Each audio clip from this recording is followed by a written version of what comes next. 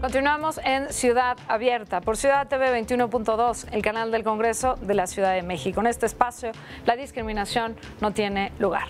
Por ese motivo, ahora nuestro siguiente invitado, quien nos hablará sobre la lengua de señas mexicana como una lengua materna, es Eric Álvaro Arellano Hernández. Él es presidente de la Coalición de las Personas Sordas, AC, en la Ciudad de México, y es integrante del Comité Técnico de Consulta de Mecanismo Independiente de Monitoreo Nacional de la Convención de Derechos de Personas con Discapacidad por parte de la Comisión Nacional de Derechos Humanos. Es también coordinador del Grupo de Intérpretes Sordos en Formación de la Asociación de Intérpretes y Traductores de la República Mexicana.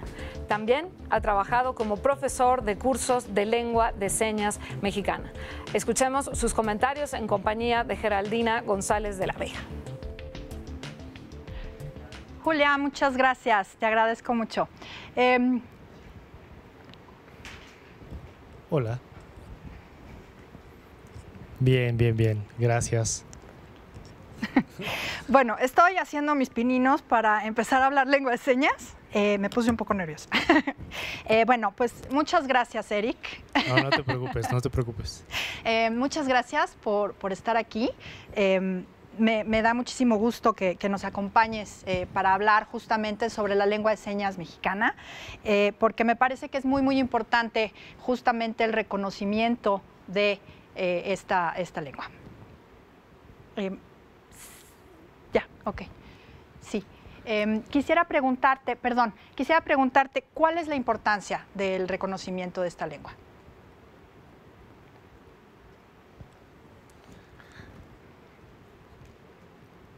La lengua de señas mexicana es importante difundirla y es importante, primero que, así como yo, que nací siendo sordo, siendo una persona sorda y he crecido toda mi vida así, hay muchas otras personas. Anteriormente nos enseñaban a oralizar esta terapia del lenguaje, pero mediante este método no construyes conocimiento, no aprendes. De hecho, te retrasas en el aprendizaje y en la construcción de conocimiento.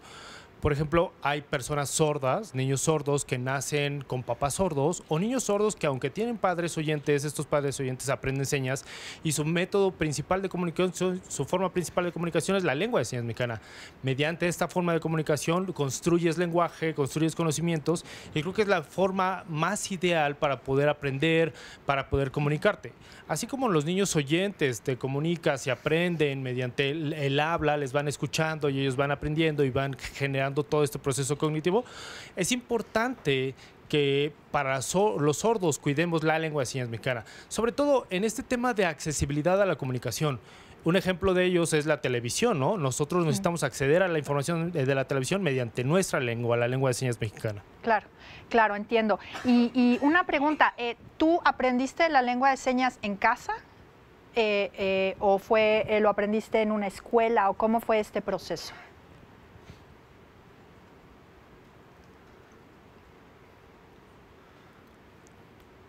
Cuando mi mamá se dio cuenta que yo era sordo, yo era muy pequeño, era un bebé. Y pues generalmente siempre las asesorías, los primeros contactos lo tienen los médicos. Así fue con mi madre. Me llevó al hospital y el médico le dijo que tenía que llevarme a terapias de lenguaje, que tenía que utilizar auxiliares auditivos, pero jamás le dijeron que la lengua de señas era una opción.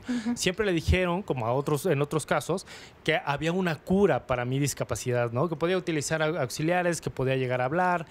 Y así fue como me llevaron. Empecé a ser educado. Y de repente mi mamá vio que había otra persona sorda, ¿no? Y le preguntó, a sus papás de este niño, ¿cómo es que tu hijo puede hablar? Porque este niño oralizaba muy bien. Le dijeron, es que yo lo llevo a los grupos integrados para hipoacúsicos, que eran los grupos que existían antes en el CAM, en el Centro de Atención Múltiple. Y ahí lo que enseñaban era a oralizar. No te dejaban utilizar tanto las señas, de hecho no había una comunicación en lengua de señas mexicana, más bien una especie como de mímica. Y mi mamá me incorporó en estos grupos y ya con mis compañeros pues me comunicaba un poco en mímica, un poco oralizando, todo revuelto.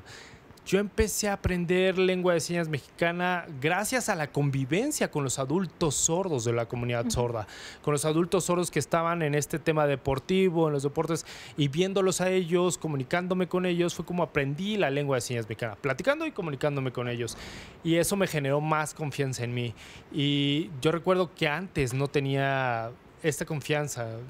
Yo recuerdo mucho y trato de equiparar y pienso, es mejor comunicarme en señas. En señas tengo mayor construcción mental, en la parte oral muchas cosas no las entendía o entendía de manera equívoca. La verdad es que la lengua de señas me ayuda mucho en mi proceso de aprendizaje. Creo que también por eso es importante. Ahora hay muchas asociaciones de sordos que estamos luchando por el reconocimiento del derecho lingüístico como de la lengua de señas mexicana como una lengua materna de primer contacto para los niños sordos. Y no importa si los niños sordos tienen padres oyentes, tienen padres sordos, creo que lo importante es que accedan a la lengua de señas mexicana y esto les va a dar acceso a la comunicación, acceso a la educación y bueno, si además los espacios los generamos accesibles como museos accesibles en lengua de señas mexicana, los niños van a entender todo su contexto. Claro. ¿Cuál sería la principal barrera? Que no hay intérprete todo el tiempo, o sea, en un día normal. Me imagino que te enfrentas a diversas barreras porque los oyentes pues no solemos hablar lengua de señas y entonces pues tú tienes que expresarte de alguna manera para acceder a algún tipo de servicio o alguna cuestión. ¿Estas son las barreras principales o alguna otra, digamos, en tu vida cotidiana? Me interesa rescatar toda la experiencia, digamos.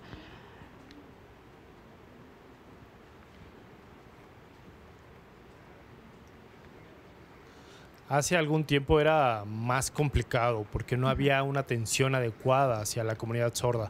Sobre todo, no se hablaba de derechos de las personas con discapacidad. Creo que los tiempos eran más complicados hasta que la comunidad de personas con discapacidad empezó a moverse, empezó a exigir sus derechos, una atención equitativa, empezaron a hacerse visibles y todas estas cuestiones que empezaron a exigir, a informar.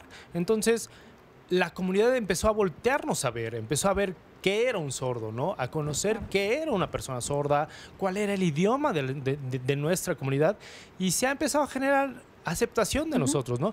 Pero creo que uno de los temas principales, tienes toda la razón, es el tema de la comunicación. Creo que llevamos un gran avance porque ahora en la Constitución de la Ciudad de México ya se reconoció a la lengua de señas mexicana. Así es. Y hemos logrado muchos avances desde el reconocimiento de nuestra lengua y ya en algunos noticieros, en la televisión, ya ofrecen el servicio de interpretación.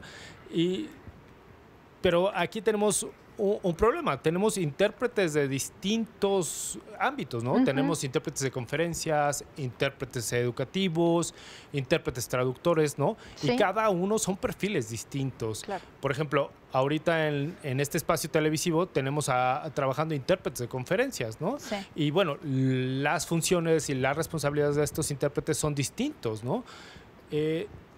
Y creo que ha habido una problemática en este servicio de interpretación en los medios de televisión porque muchos de los intérpretes que se están incorporando no tienen las capacidades.